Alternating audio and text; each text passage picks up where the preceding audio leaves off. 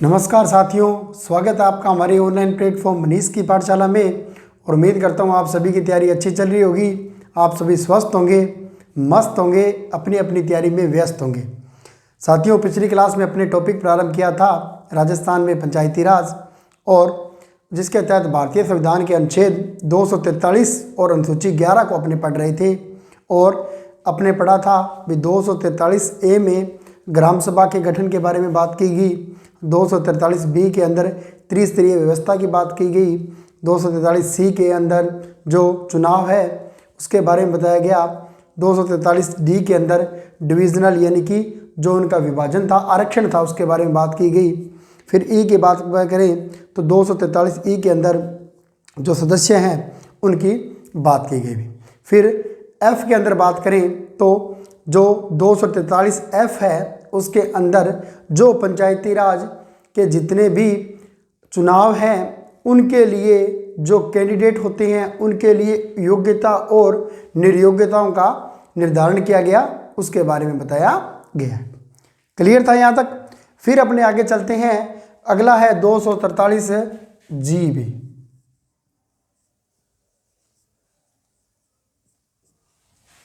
ठीक है, 243 की जी की बात करें तो 243G में क्या कहा गया है कि जितनी भी जो पंचायती राज व्यवस्था में ग्राम पंचायत हैं, पंचायत समिति और जिला परिषद है, उनका क्या क्या कार्य क्षेत्र रहेगा, क्या क्या उनकी शक्तियां रहेगी और क्या क्या उनको प्राधिकार दिए जाएंगे। ठीक है, तो कार्य, शक्तियां और प्राधिकार, कार्य, शक्तियां और प्राधिकार।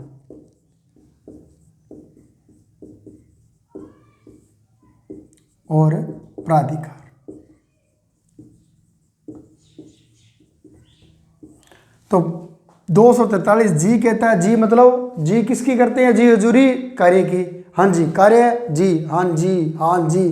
तो जी मतलब कार्य, कार्य और शक्तियां व प्राधिकार का वर्णन 243G में कहा गया है। और क्या कहा गया है कि यह जो ग्राम सभा है या पंचायत समिति है या जिला परिषद है, ये क्या करेगी? सामाजिक न्याय एवं आर्थिक विकास के कार्यक्रम बनाएगी।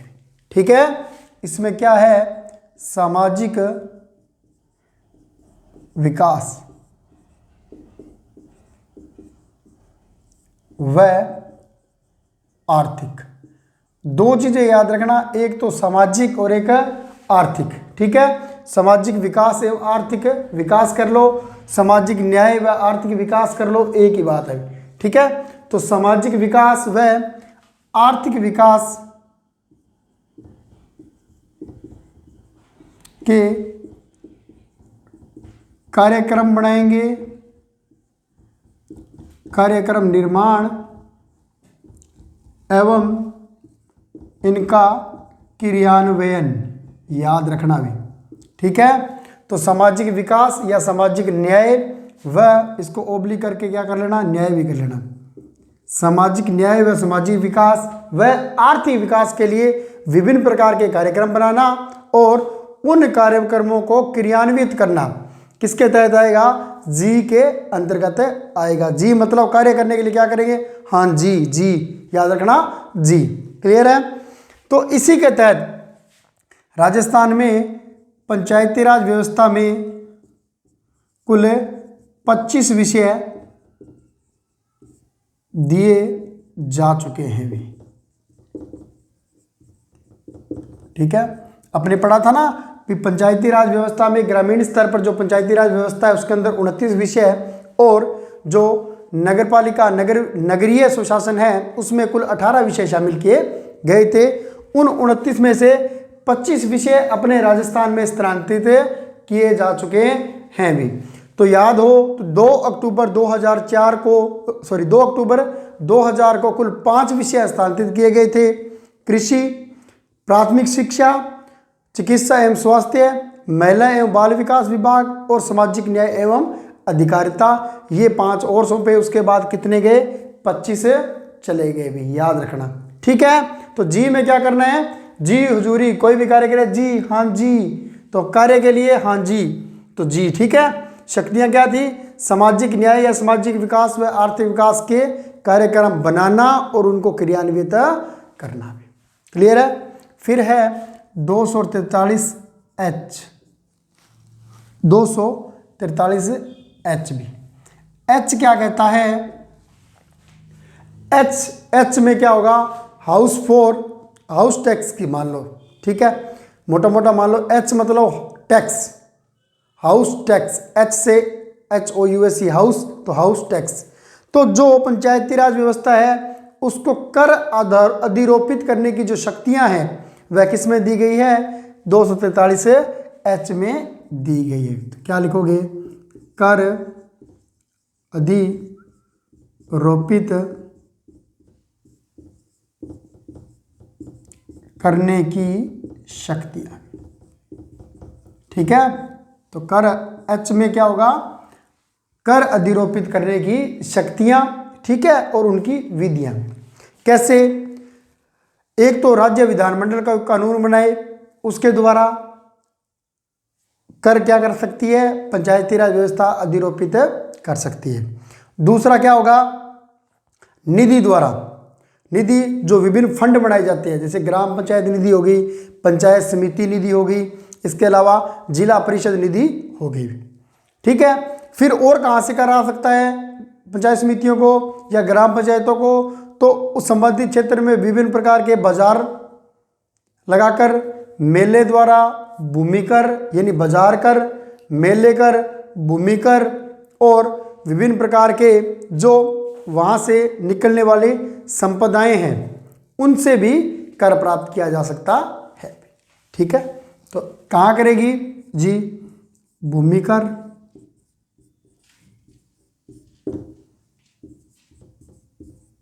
मेले कर, बाजार कर, ठीक है।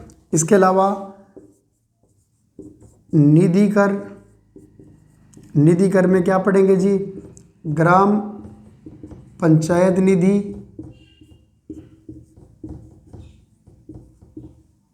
पंचायत समिति निधि, जिला परिषद निधि, ठीक है। तो इन सभी के द्वारा क्या हो सकते हैं?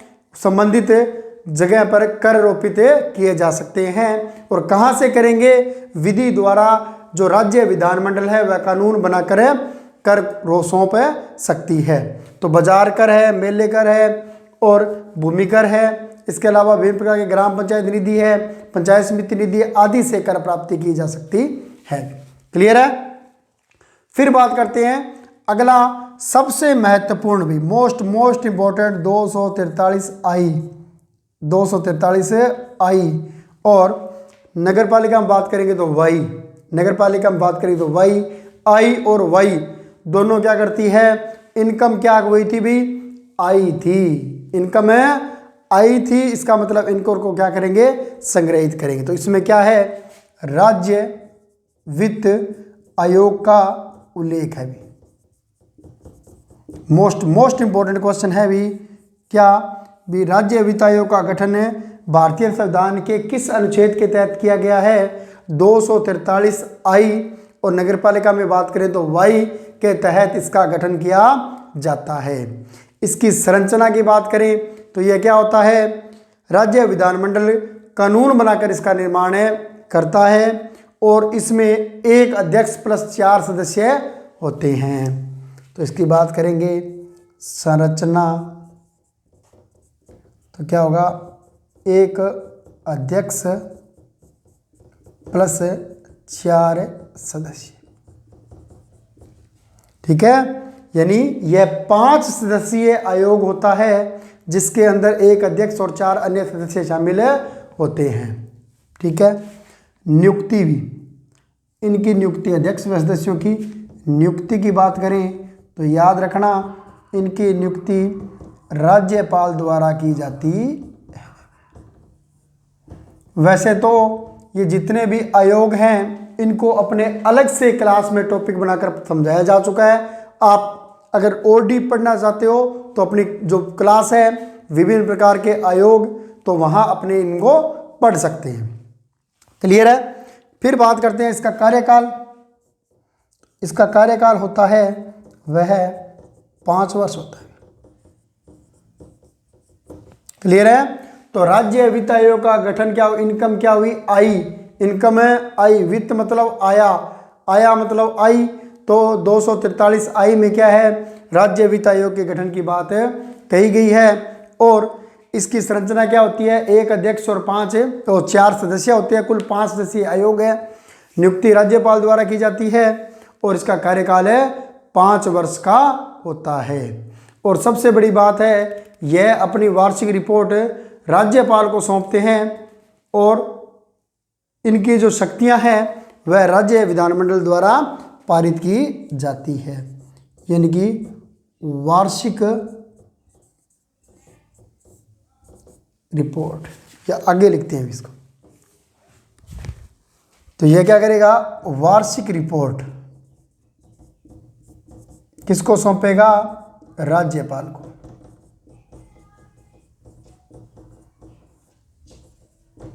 ठीक है? इसके अलावा इनकी जो शक्तियां हैं, शक्तियों का निर्माण या जो इसकी शक्तियां होती है कौन करेगी? राज्य विधानमंडल भी।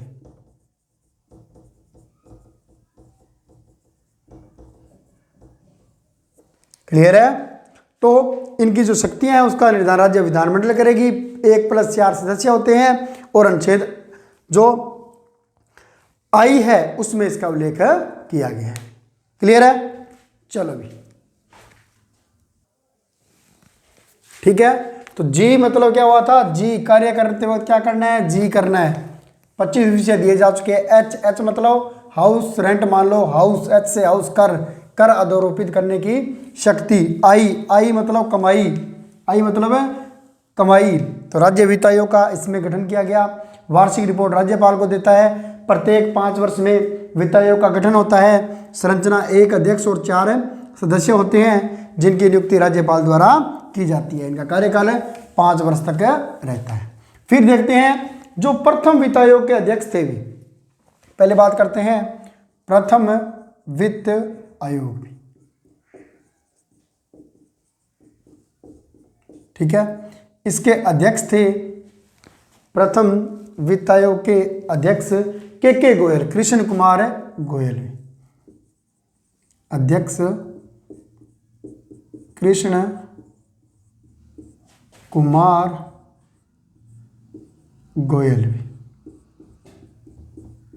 इसके अध्यक्ष थे कृष्ण कुमार गोयल थे भी। ठीक है? याद रखना इसका गठन सर्वप्रथम किया गया 24 अप्रैल 1994 को और इसने गठन करें 24 अप्रैल 1994 को। और इसने क्या किया? 1995 से लेकर 2000 तक कार्य किया भी। ठीक है? 5 वर्ष तक कार्य करेगा। तो 1 अप्रैल 1995 से लेकर 31 मार्च 2000 तक इसने कार्य किया था। फिर बात करते हैं वर्तमान में चल रहा है 6वां वित्त आयोग भी। तो वर्तमान में चल रहा है कौन सा? 6वां भी। 6ठे वित्त आयोग के जो अध्यक्ष हैं वह हैं प्रद्युम्न सिंह भी, प्रद्युम्न सिंह भी। ठीक है? जो वर्तमान में इसके अध्यक्ष हैं और इसके सदस्य हैं अशोक लाहौटी और लक्ष्मण सिंह रावत भी। फिर इसके बात करें सदस्य लक्ष्मण सिंह रावत व अशोक लाहौटी भी। ठीक है? इसका गठन कब किया गया? अभी इसका गठन किया गया अप्रैल 2021 में और इसने कार्य अप्रैल 2021 में और यह करेगा 2020 से लेकर 2025 तक कार्य करेगा। क्लियर है? फिर बात करते हैं इसके सचिव पूछे जा सकते हैं भी। याद रखना इंपॉर्टेंट है, इसके वर्तमान में सचिव कौन है? यह अभी जो कॉलेज व्याख्याता परीक्षा हुई थी उसके अंदर पूछा हुआ क्वेश्चन था भी। जो राज्य वित्त आयोग है इसके वर्तमान में सचिव कौन है? तो इसका याद रखना SC देराश्री, HCSC देराश्री इसके वर्तमान में सचिव है भी। क्लियर है। तो राज्य वित्त आयोग, वित्त मतलब इनकम, कमाई आई किसमें, आई में, और नगरपालिका में बात करेंगे तो वाई में। क्लियर है। फिर बात करते हैं, अगला है 243 आई के बाद में जे, 243 जे भी। 243 जे कहते हैं, जे से मतलब जांच, जे से मतलब क्या मान लो, जांच, जे से जांच। अब जांच किस चीज की होगी, जो पंचायती राज संस्थाओं का जितना भी बजट है, लेखा है, जितना भी व्यय होता है, जिनकी जितनी आय होती है, उसकी समय समय पर जांच होती है, और उसका उल्लेख कहाँ किया गया है, 243 जे में किया गया है। क्लियर है। तो 243 जे में क्या होगा, पंचायती राज संस्थाओं का लेखा परीक्षण भी, पंचायती राज संस्थाओं का लेखा परीक्षण भी। तो याद रखना यह बहुत ही महत्वपूर्ण है कि जे है, पंचायती राज में जितना जो बजट होता है उसका लेखा परीक्षण किस में किया जाता है, तो याद रखना 243 से जे में किया जाता है। क्लियर है। फिर बात करें 243 के भी, ठीक है, जे के बाद के क्या कहता है, के कहता है कि राज्य में एक निर्वाचन आयोग होगा भी। क्या होगा, राज्य में एक निर्वाचन आयोग होगा। इसको भी विस्तार से अपने जो निर्वाचन अपने विभिन्न आयोग के थे उसमें पढ़ चुके हैं, और यहाँ पर इसको थोड़ा सा देख लेते हैं। तो के क्या कहेगा, राज्यों का एक निर्वाचन आयोग होगा जो राज्य में चुनाव कार्य संपन्न कराएगा, किसके, पंचायतों से संबंधित भी। ठीक है। इसका कार्य होगा स्थानीय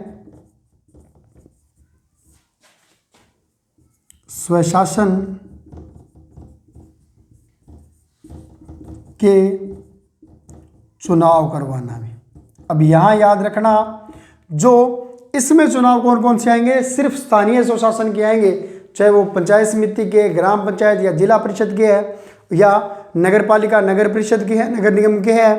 परंतु जो एमपी और एमएलए यानी कि सांसद और विधायक के चुनाव है वह राष्ट्रीय चुनाव आयोग द्वारा संपन्न कराए जाते हैं, न कि राज्य निर्वाचन आयोग द्वारा संपन्न कराए जाते हैं। याद रखना भी इस बात को।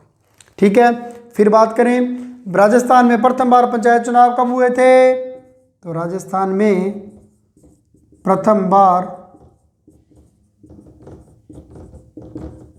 पंचायत चुनाव हुए थे भी 1960 में। ठीक है। तो प्रथम बार राजस्थान में चुनाव हुए थे पंचायती राज व्यवस्था के, प्रथम बार पंचायत चुनाव 1960 में हुए थे, क्योंकि आपको याद हो अपने पढ़ा था कि 2 अक्टूबर 1959 को बगदरी गांव नागौर में राजस्थान में पंचायती राज व्यवस्था का प्रारंभ किया गया। ठीक है।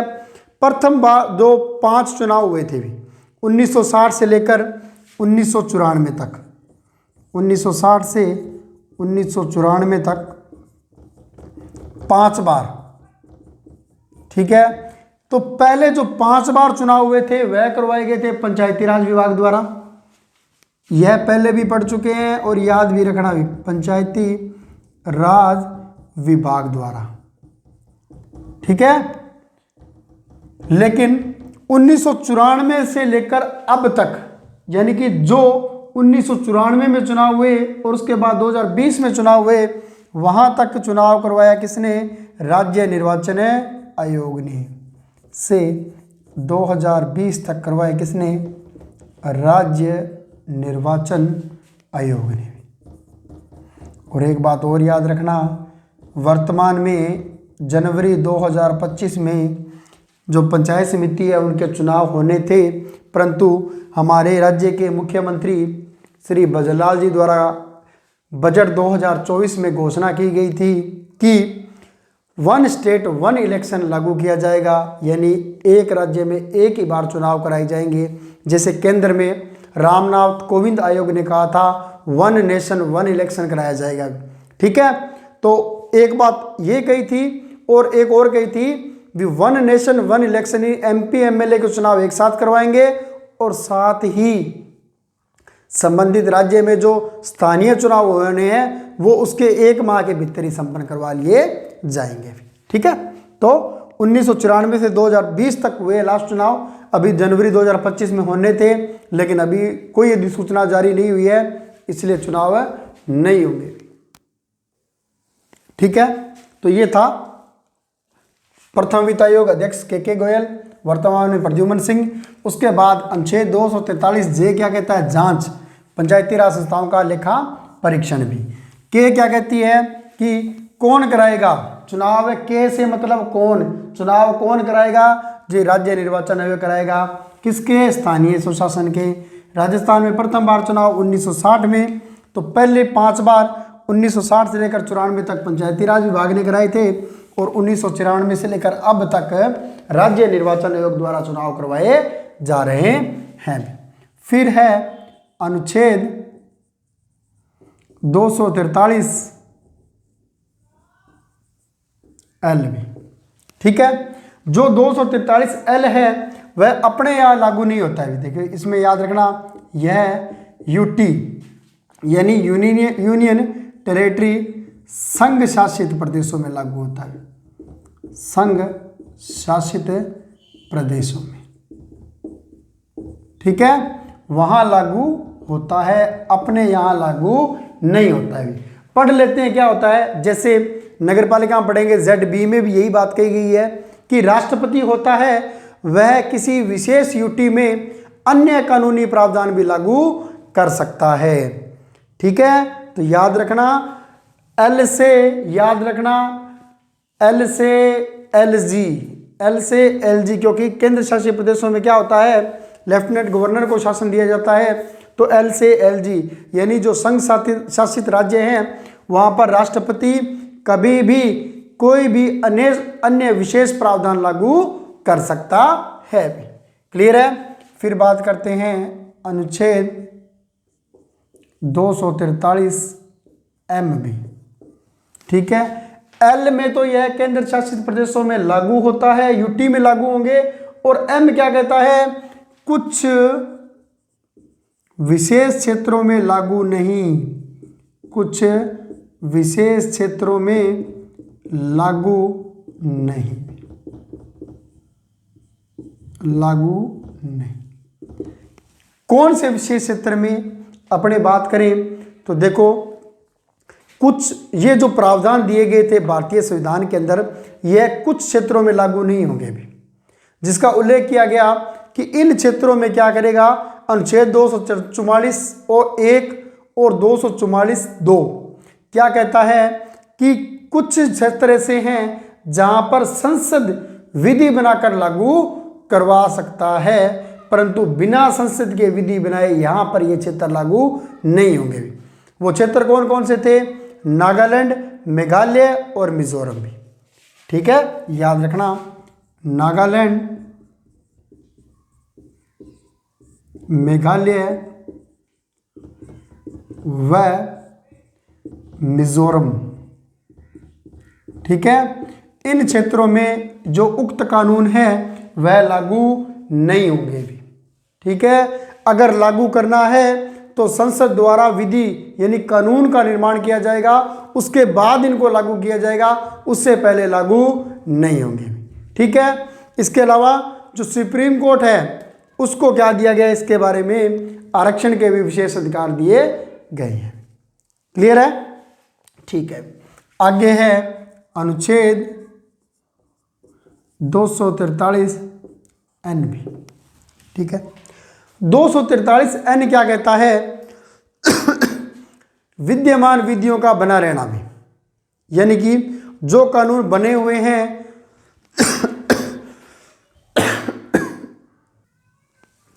अर्थात जो विद्यमान विधियां हैं वो बनी रहेंगी भी, विद्यमान विधियों का बने रहना।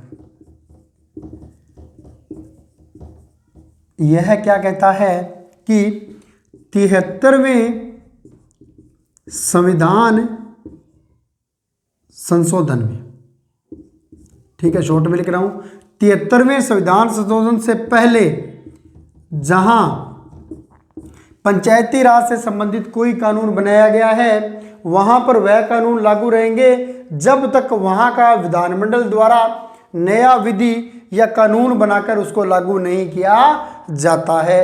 याद रखना भी बहुत महत्वपूर्ण क्वेश्चन है ये भी, कि एन क्या कहता है, नो, एन से एन मतलब नो, नो क्या रहेगा भी, यह लागू नहीं होंगे।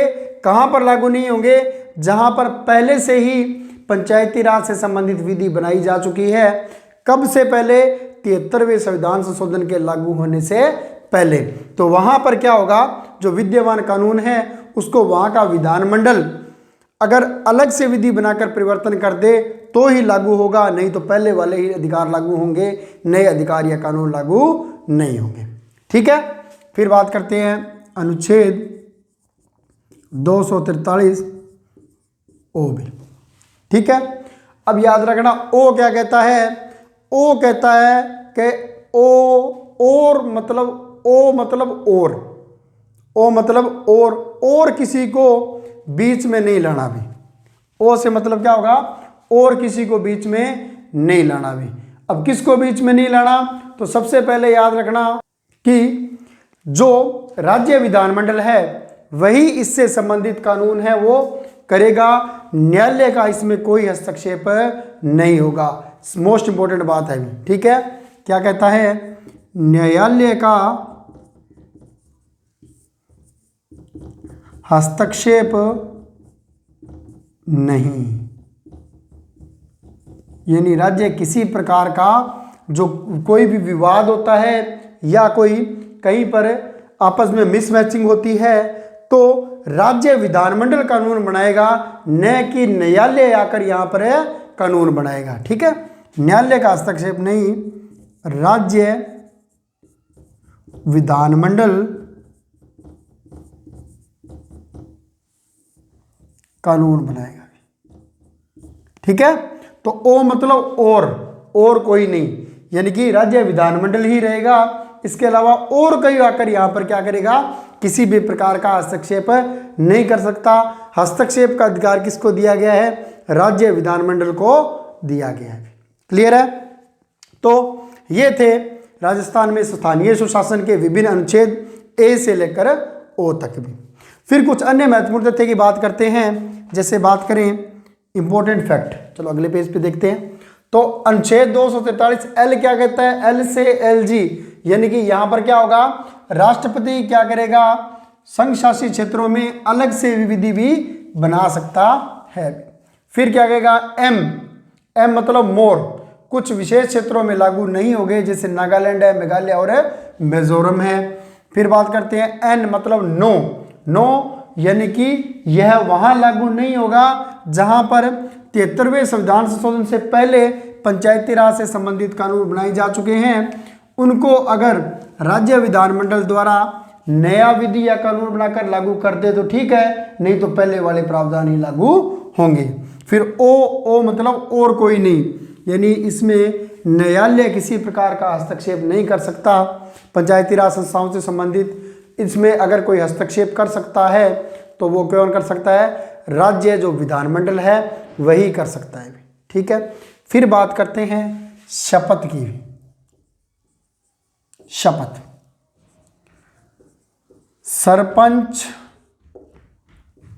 पंच व सदस्य। ठीक है, फिर आ गया प्रधान, उप प्रधान व सदस्य। फिर बात करते हैं जिला प्रमुख, उप जिला प्रमुख व सदस्य। तो याद रखना, जिला प्रमुख, उप जिला प्रमुख और सदस्यों को शपथ दिलाता है संबंधित जिले का कलेक्टर भी, जिला कलेक्टर द्वारा। ठीक है, तो तीनों जो प्रमुख है, जिला प्रमुख है, उप जिला प्रमुख और सदस्य है, इन तीनों को शपथ दिलाने का कार्य करता है जिला कलेक्टर भी।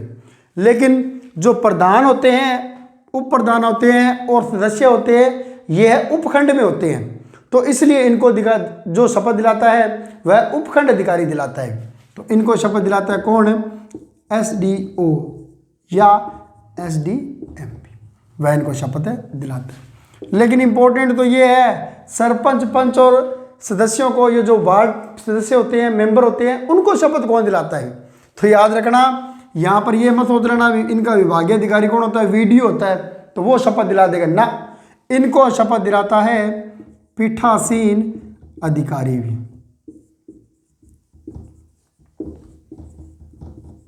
कौन दिलाता है? पीठासीन अधिकारी शपथ दिलाता है। याद रखना भी ये अलग है। ये पीठासीन अधिकारी कौन होता है? जब पंचायती राज में ग्राम पंचायत के चुनाव संपन्न होते हैं तो उनके चुनाव को संपन्न कराने के लिए एक पीठासीन अधिकारी लगाया जाता है। वही क्या करता है? इन तीनों को शपथ दिलाने का कार्य करता है। क्लियर है? ठीक है। फिर बात करते हैं जी, अब शपथ तो दिला दी, अब ये अपना त्याग पत्र किसे देंगे भी? अपना त्याग पत्र किसे देंगे? तो जो सरपंच है, पंच है और जो वार्ड पंच है, उप सरपंच और सरपंच है, ये तीनों तो देते हैं भी VDO को। याद रखना, किसको देते हैं? VDO को। यानी ये देंगे इस्तीफा VDO को, ठीक है, ब्लॉक डिविजनल ऑफिसर। तो VDO को ये क्या करते हैं? अपनी जो इस्तीफा है या त्याग पत्र कह दें, इस्तीफा तो उर्दू का शब्द आ गया अभी, त्याग पत्र VDO को। अब बात करें जो उप प्रधान और सदस्य होते हैं, ठीक है, तो यहां लिख लें या अलग लिख लें, त्याग पत्र। त्याग पत्र, त्याग पत्र की बात करें तो सरपंच, उप सरपंच और पंच, ये तो देते हैं किसको? VDO, ठीक है, VDO को भी विकास ब्लॉक जो खंड विकास अधिकारी है उसको देते हैं। अब बात करें उप प्रधान व सदस्य भी, व सदस्य, ठीक है। तो यहां देखना, जो उप प्रधान और सदस्य होते हैं यह अपना इस्तीफा देते हैं किसको? इसको VDO को, ठीक है, सॉरी प्रधान को, ये दोनों देते हैं प्रधान को भी, ठीक है। यानी उप प्रधान और सदस्य देंगे किसको? प्रधान को। तो प्रधान किसको देगा? तो याद रखना, प्रधान उप जिला प्रमुख और जिला प्रमुख सदस्य देते हैं जिला प्रमुख को भी, ठीक है। यानी प्रधान उप जिला प्रमुख व जिला प्रमुख सदस्य, ये सारे के सारे किसको देंगे भी?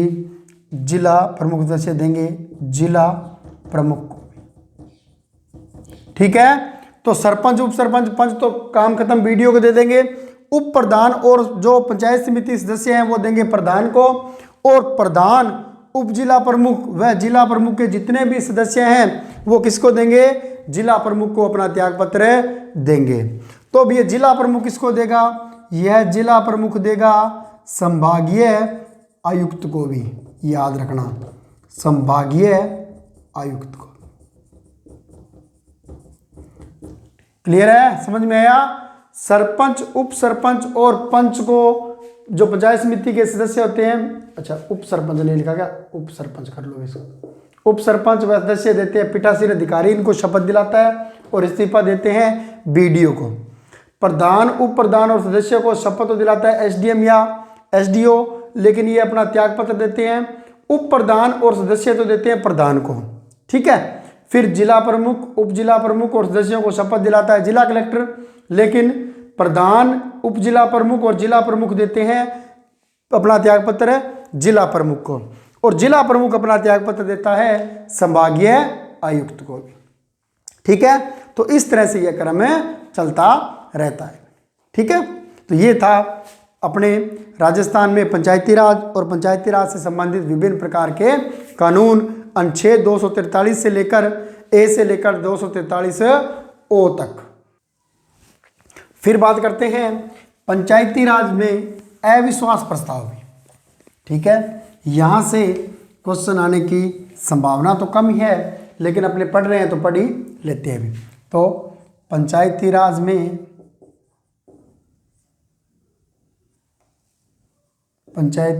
में अविश्वास प्रस्ताव है।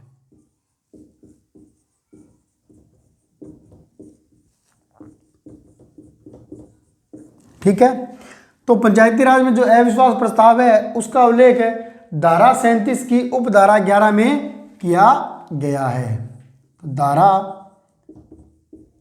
37 की उपधारा 11 में उल्लेख है। ये एक लाइन अपने लिए सबसे ज़्यादा महत्वपूर्ण है भी। धारा 37 की उपधारा 11 में इसका अविश्वास प्रस्ताव का उल्लेख किया गया है भी। कब से? सन 2010 से भी। ठीक है, उससे पहले ऐसा कोई भी प्रावधान नहीं था। किसके खिलाफ आ सकता है? सरपंच के, उप सरपंच के, प्रधान, उप प्रधान, जिला प्रमुख व उप जिला प्रमुख भी। सदस्यों के खिलाफ तो अविश्वास प्रस्ताव आता ही नहीं है।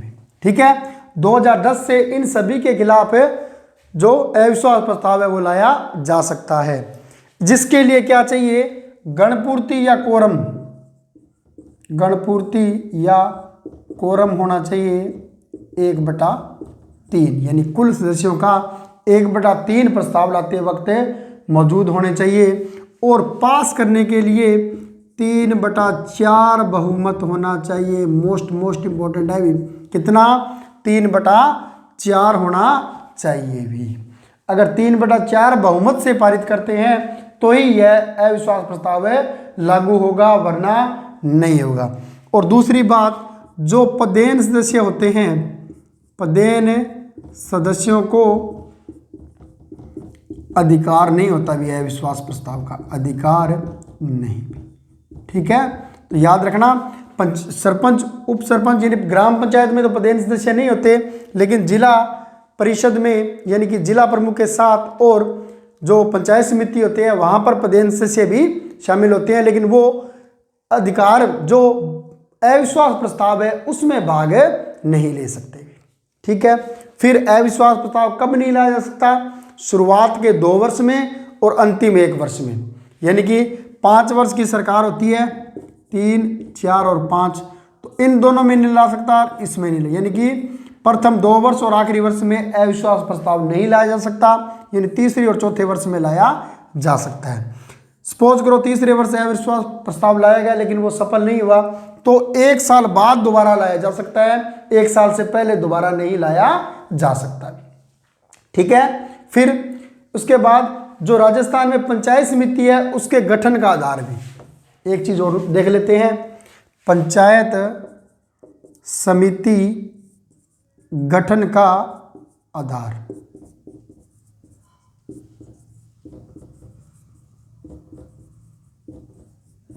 ठीक है, जो पंचायत समिति होती है उसके गठन का आधार, या फिर एक और बात कर लेते हैं, जिला परिषद के गठन का आधार, यानी कि जो पंचायत समिति है या जिला परिषद है उसमें कितने वार्ड बनाए जाएंगे, किस आधार पर बनाए जाएंगे, गठन के लिए क्या कानून होता है, उसके बारे में अपनी बात करते हैं।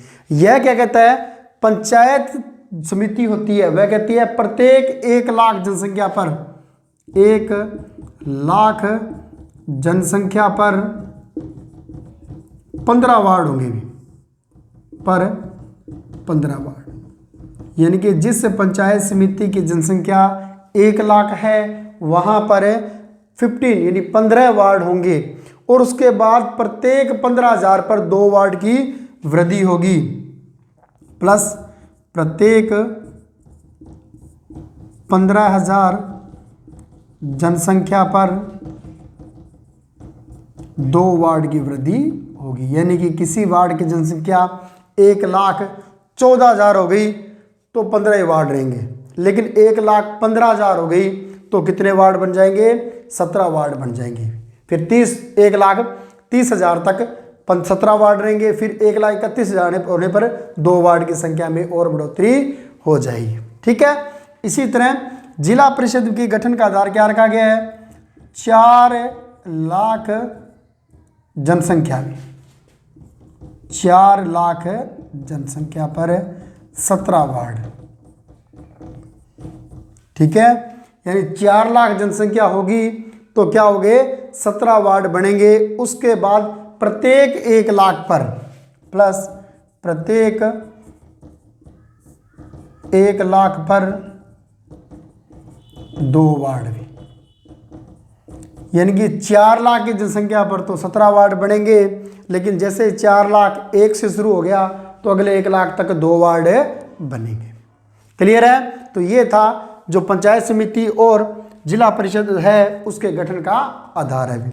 वर्तमान में इसमें संशोधन किया जा रहा है। आपने अगर 4-5 दिन पहले न्यूज़पेपर पढ़ा होगा तो उसमें आया था पंचायतों का पुनर्गठन किया जा रहा है, यानी पंचायत है उनका भी पुनर्गठन होगा, पंचायत समिति का भी होगा और जिला परिषद का भी पुनर्गठन होगा। क्लियर है? समझ में आया होगा आपको? तो उम्मीद करता हूं आप सभी को आज की क्लास अच्छे से समझ में आ गई होगी और आपको यह टॉपिक पूर्णतः याद हो गया होगा। ठीक है, आज के लिए इतना ही। Have a nice day. धन्यवाद।